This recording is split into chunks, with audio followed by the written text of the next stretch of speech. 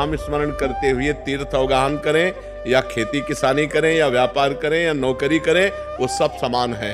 अगर हम धर्म से किसानी करते हैं, धर्म से व्यापार करते हैं और नाम जप करते हैं तो बिना गंगा नहाए भी भगवत प्राप्ति हो जाएगी। और गंगा नहाते हैं और मनमानी आचरण करते हैं, पाप करते हैं, तो गंगा नहाते हुए भी आपको नरक जाना पड़ेगा।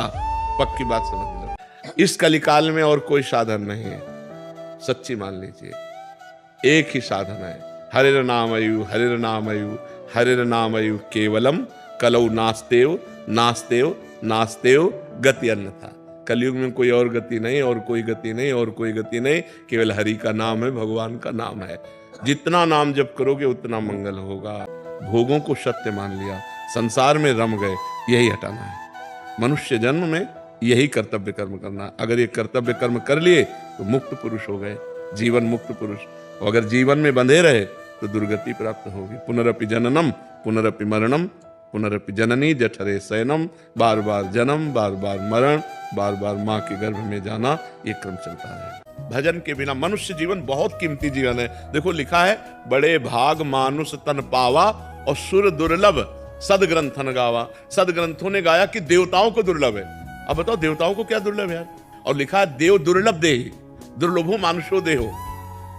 देव दुर्लभ क्यों कहा गया? क्योंकि देवता भजन करके भगवान को नहीं प्राप्त कर सकते, आप भजन करके भगवान को प्राप्त कर सकते हो।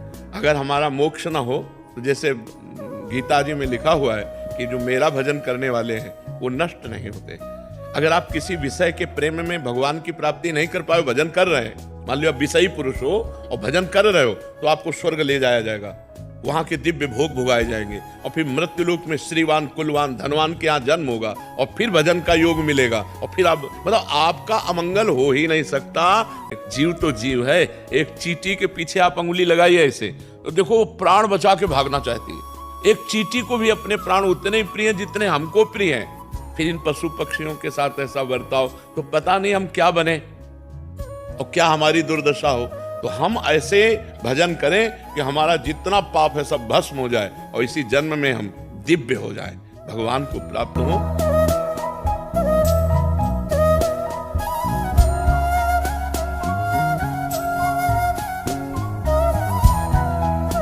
दुख ही दुख, आप जिधर देखो दुख ही दुख, दुखालयम शाश्वतम। और इसमें हम राजी हैं, दूसरे के 100 लेके जा रहे हैं, बोल रहे हैं राम नाम सत्य है, लेकिन अपनी समझ में नहीं आ रहा कि सत्य है क्या।